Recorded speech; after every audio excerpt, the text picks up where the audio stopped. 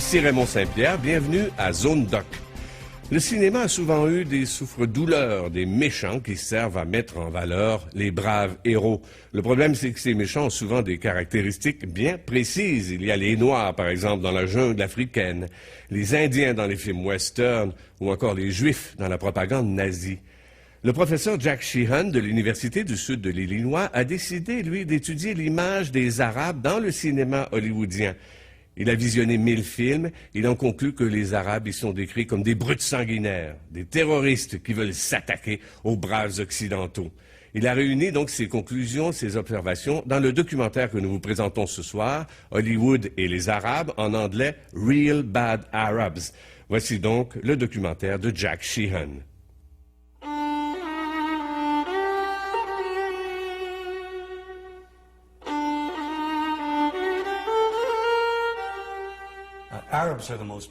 Les Arabes forment le groupe ethnique le plus dénigré de toute l'histoire d'Hollywood.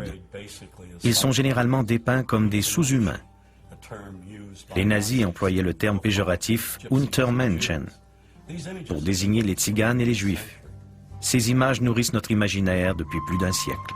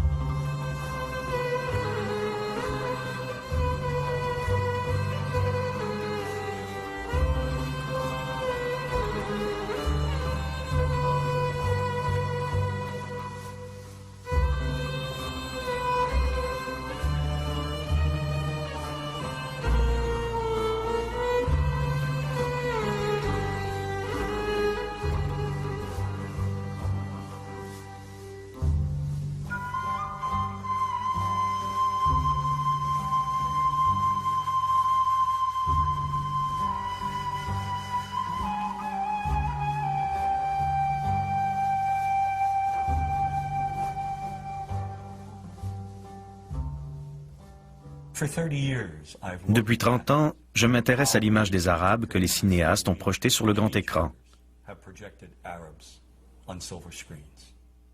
Dans mon dernier livre, Real Bad Arabs, How Hollywood Vilifies a People, j'ai examiné plus de 1000 films, depuis les débuts obscurs du cinéma hollywoodien jusqu'aux dernières superproductions.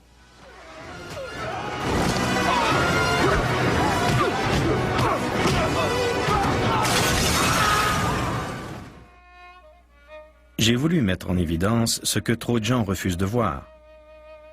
Une dangereuse omniprésence du stéréotype de l'arabe haineux qui dépouille un peuple entier de son humanité. Dans tous les aspects de notre culture, l'arabe tient le rôle du bandit. C'est un fait. Il n'y a aucune exception.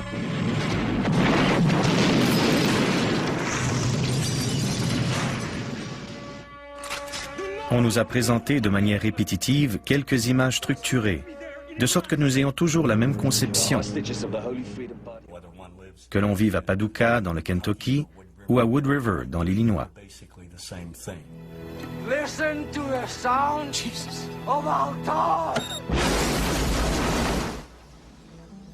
Et cette conception correspond au mythe véhiculé sur les Arabes dans le cinéma hollywoodien.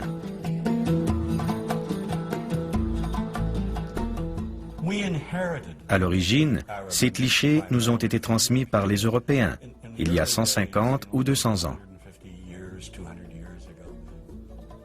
Plus précisément, les Britanniques et les Français qui ont voyagé au Moyen-Orient, et d'autres qui n'y ont jamais mis les pieds, ont dépeint l'arabe comme l'altérité orientale. Les auteurs de récits de voyage et les artistes ont forgé ces images avec beaucoup de succès, en réalité, car elles ont traversé les siècles jusqu'à nous. Nous les avons enjolivées telles qu'on les voit aujourd'hui. When you cross the mountains of the moon into our country, Mr. Jerome, you will be stepping back 2000 years. L'action se situe toujours dans un décor fictif, au pays des Arabes. une étrange contrée imaginaire au cœur du désert, sur laquelle plane une musique inquiétante. Le désert est omniprésent, toujours comme un lieu menaçant. Puis on y ajoute une oasis, des palmiers, un palais qui recèle une chambre de torture souterraine, un pacha trône sur un parterre de luxueux coussins entouré de son harem. Mais comme aucune de ces jeunes filles ne lui plaît, il enlève la blonde héroïne occidentale qui repousse ses avances.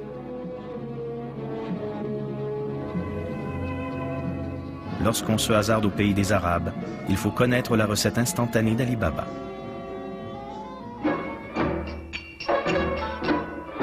Les accessoiristes à Hollywood affublent les femmes de pantalons transparents et de costumes de danseuses du ventre et arment les méchants arabes de cimetères, ces longs sabres recourbés. On nous montre des gens qui se promènent en tapis volant et des charmeurs de serpents qui les font onduler au son de leur flûte.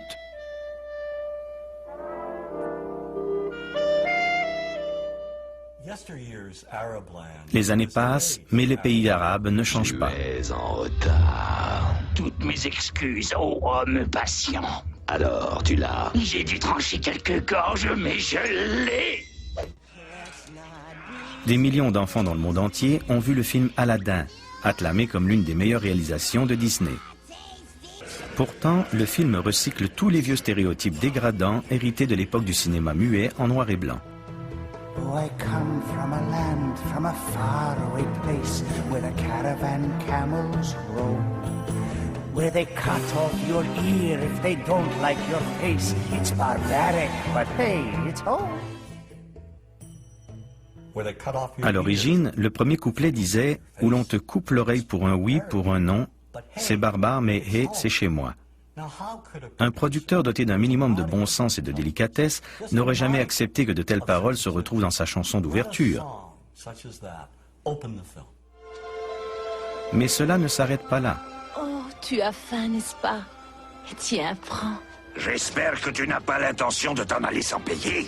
Est-ce que tu sais comment on punit les voleurs? Oh non, je vous en supplie! Oh. Les cinéastes utilisent les Arabes comme des personnages caricaturaux, des faire-valoir à qui ils attribuent le rôle du méchant ou du comique de service.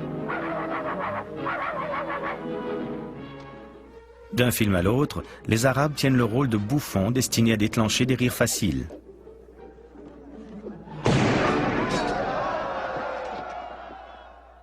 Le film The Happy Hooker Goes to Washington avec Joey Atherton en fournit un bon exemple.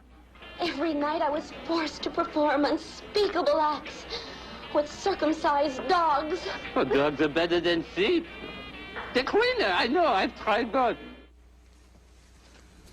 Les Arabes sont généralement représentés comme des incompétents.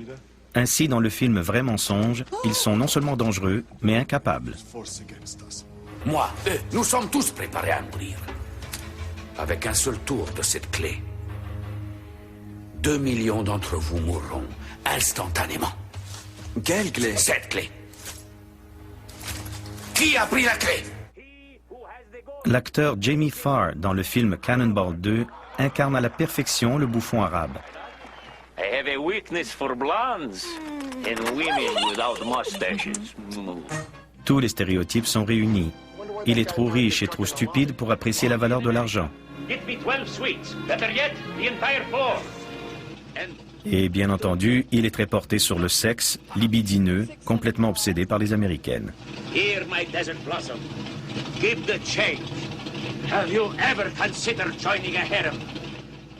L'arabe est très souvent un obsédé sexuel dans le cinéma hollywoodien. Dans Le Diamant du Nil, le cheikh Omar tend un piège à Kathleen Turner. Il la convainc de l'accompagner au pays des Arabes, où il la séquestre. Vous resterez ici et vous écrivez ce que moi, je vous dirai d'écrire. Dans Protocole, le même type de ruse de séduction se répète. Toute l'intrigue repose sur l'attirance obsessionnelle d'un émir arabe pour la blonde aux yeux bleus, incarnée par Goldie Hawn. Dans le James Bond Jamais plus jamais, Kim Basinger est la proie des Arabes les plus dépravés qu'on puisse imaginer. Ligotée à un poteau, presque nue, elle est mise aux enchères